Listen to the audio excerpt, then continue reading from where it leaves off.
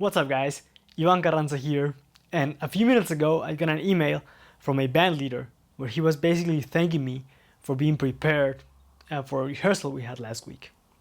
And that got me thinking about the topic, playing for other people as a musician, but mainly about being a band leader and having people play for you, or being the main songwriter in a band and take decisions and have your members play the music. And if you're playing in a band before, or you're an artist and have a musician play for you, it's probably happened that some people come unprepared for the rehearsal or for the gig. And I know it's kind of frustrating because you as an artist, as a musician, you put all your effort, blood, sweat and tears into making music, and you want to play it, and then some people come unprepared and waste everyone's time during the rehearsal. It of course depends on what kind of level you are, but it happens. And as a band leader or artist, you kind of ask yourself, okay, why can't they be prepared? Why can't they take the 5 minutes, 10 minutes to listen to the material and, come prepared to the rehearsal, to the gig? You're expecting that they do that, right? Of course, it's in your best interest to be prepared because it's your reputation, but that word expectation is kind of dangerous, I think. One thing that I've learned during the last couple of years, and I didn't come up with the concept, I got it from Gary Vaynerchuk, is that it's better if you put it the other way around. It's not that the musicians, are playing for you, the artist or in the band, and they're playing your music, but that you as a band leader, as an artist, you're kind of working for them. And let me explain that a little bit. You don't know the schedules of all the other people, right? You don't know what's happening in their life. You don't really know how much time available they have to dedicate to learning the material that you're giving them. So it's in your best interest to make it as easy and as convenient as possible for them to learn the material and be well prepared.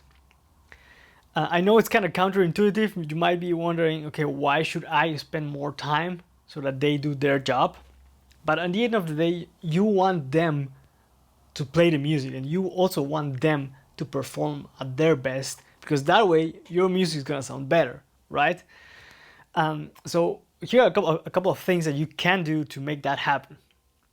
One, send demos, make a bounce of the whole track, right? So the people get a full picture of what you want. It doesn't have to be perfect, of course. You can get that, the details or arrangement stuff corrected during the rehearsals, but send a basic idea of what you want to do, right? It doesn't have to be perfectly mixed either. So you just need to have the core ideas there.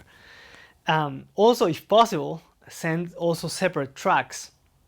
For example, for me, when somebody sends me a track and they send me just the bass track on its own plus the complete track, it's always a lot easier for me because I can just listen a lot better to what the bass player did, or what the guy in the band wants me to do, or the vibe that he's going for, so that I can prepare my stuff.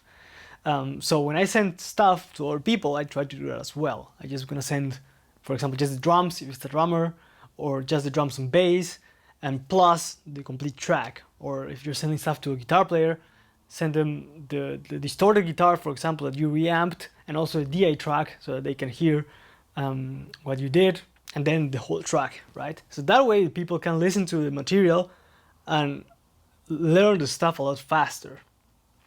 Also, if you're sending lead sheets, sometimes I've gotten like 8 pages of music where everything is notated, and if I take a look at it, I could have packed everything into 1 or 2 sheets of paper. So if you can, try to make the arrangement or the format of the lead sheet as simple as possible, unless there are key elements that have to be written, like for example unisono lines or kicks or hits that the whole band has to do. Those you write down. If not, just write like the basic kind of idea, the basic groove or riff, and then put a lot of repeat signs or repeat marks so that they get, okay, this is what the vibe that he's going for, and it just translates to whole different chord changes. Unless, of course, you know, you really need to put everything into 5 pages or 8 or whatnot, because the arrangement is really crucial to make everything work, and the people have to play it exactly like it's written. In that scenario, okay, sure. If it's just, for example, 8th note rhythms,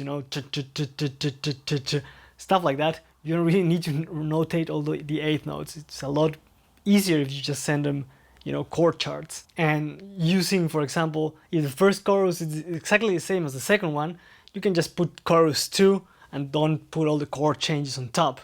And that way he knows, okay, chorus 2 is the same as chorus 1. All good. You save a lot of space that way. And also very important, communication.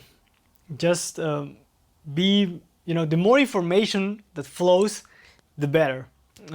If you can just say, okay, these are the songs that we're rehearsing next week, please prepare them, here are the recordings, then nobody can say, oh, but I wasn't sure that I had to prepare that song, right? Because it's written in the email or in the Facebook group or WhatsApp chat, whatever. If you can just be very specific and precise on what you want to communicate and what you want the other people to do, it's always gonna work out for the best. And also write down the times when you guys are rehearsing, where you are rehearsing to, so that there are no mistakes or people coming super late. So yeah, those are some of the ideas that I have in my head right now. I hope you guys find this helpful. Let me know what you think in the comments, and I'll catch you guys on the next one. Take care.